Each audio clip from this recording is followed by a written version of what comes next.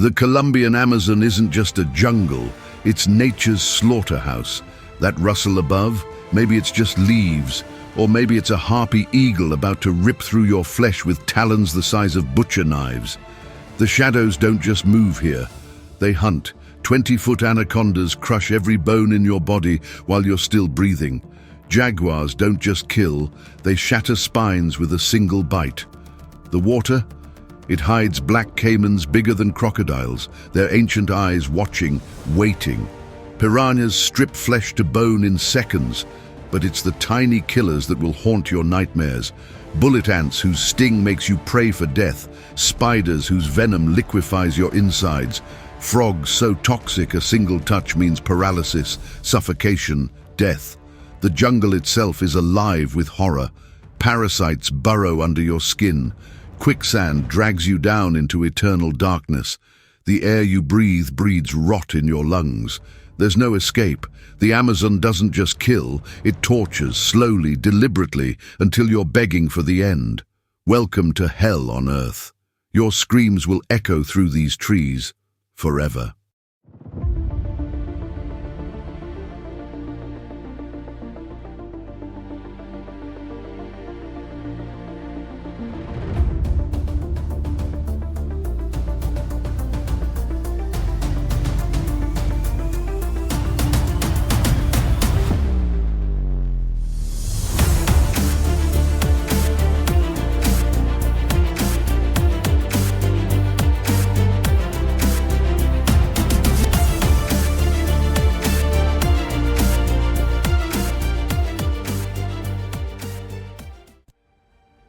Imagine being lost in the dense Amazon rainforest of Colombia. The Amazon is no ordinary jungle. Now imagine being just 13 years old, responsible for 3 younger siblings, the youngest just 11 months old. Welcome to Faith Lab, where we explore the intersection of faith, reasoning, and critical thinking. Today, I want to share a story that captured the hearts of millions, the miraculous survival of 4 children lost in the Amazon jungle. But as we unravel the details, we'll ask an important question. Was their survival a miracle of God and spirits, or was it the power of knowledge that truly saved them?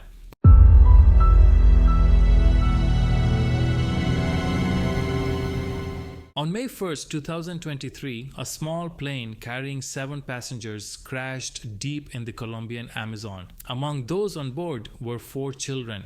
Their mother and the other adults tragically lost their lives in the crash. For 40 days, these 4 siblings, aged 13, 9, 4, and 1, were left alone in one of the most dangerous environments on Earth. Their survival seemed impossible, and when they were finally found alive by rescuers, the world called it nothing short of a miracle.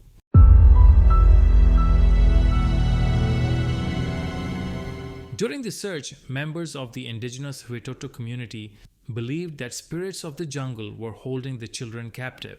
Shamans and elders performed rituals offering tobacco, coca leaves, and holy water to appease the jungle spirits. They spoke to the entities they called owners of the jungle in ceremonies, pleading for the children's safe return. Some even consumed ayahuasca to seek visions for guidance.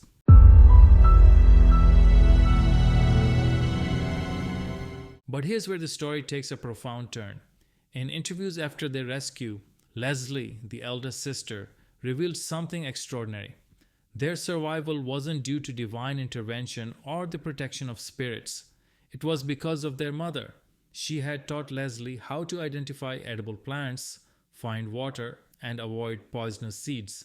In their darkest moments, it was this knowledge that kept them alive. Indigenous children like Leslie are taught from an early age how to navigate the forest, distinguish edible from poisonous plants, find clean water, and build shelters. They know how to avoid predators like jaguars and snakes, and how to orient themselves by the sun and rivers. These are life-saving skills passed down through generations. This wasn't mystical knowledge. It was practical wisdom carefully preserved and passed down through generations. For 40 days, Leslie protected her siblings. She had found water in leaves and tree trunks just as she was taught.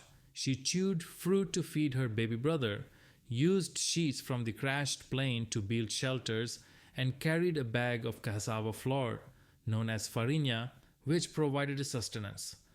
The 13-year-old became a guardian angel to her siblings, not through divine intervention, but through human knowledge and her own resilience.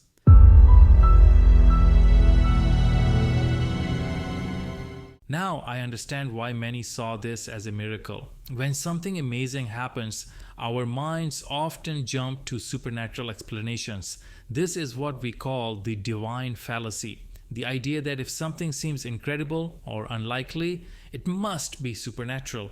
This brings us to a common logical fallacy, post hoc reasoning. The community saw the children's survival and immediately attributed it to divine forces or jungle spirits. Post hoc reasoning occurs when we assume that just because something happened after an event, it was caused by that event.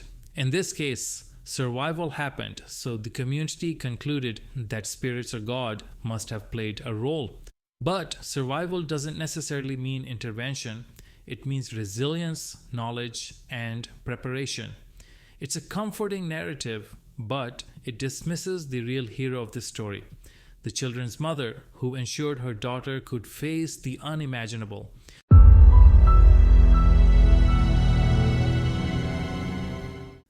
And before I wrap up this incredible story of human resilience and knowledge, remember, every time someone tells you it's just faith, ask yourself, what's the real human story behind it?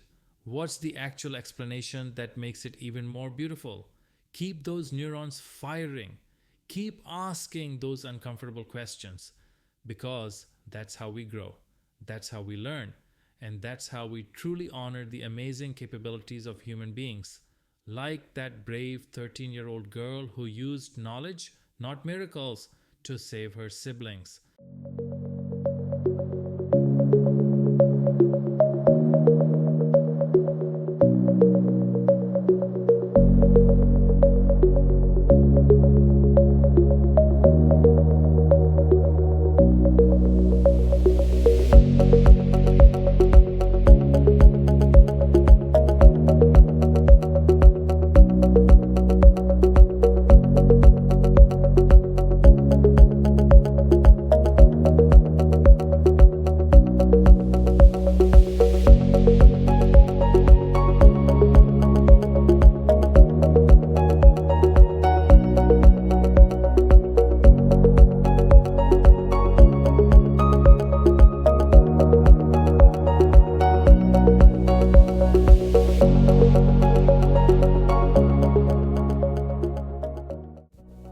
If this video made you think, smash that like button. If it made you question, hit subscribe. And if you want to join our growing community of curious minds who aren't afraid to dig deeper, ring that notification bell. Drop your thoughts in the comments below. Let's get this conversation going. This is Faith Lab, where we turn blind faith into a clear sight. One question at a time. Stay curious, stay brave, and most importantly, keep thinking. This is Taha from Faith Lab, signing off. Goodbye for now.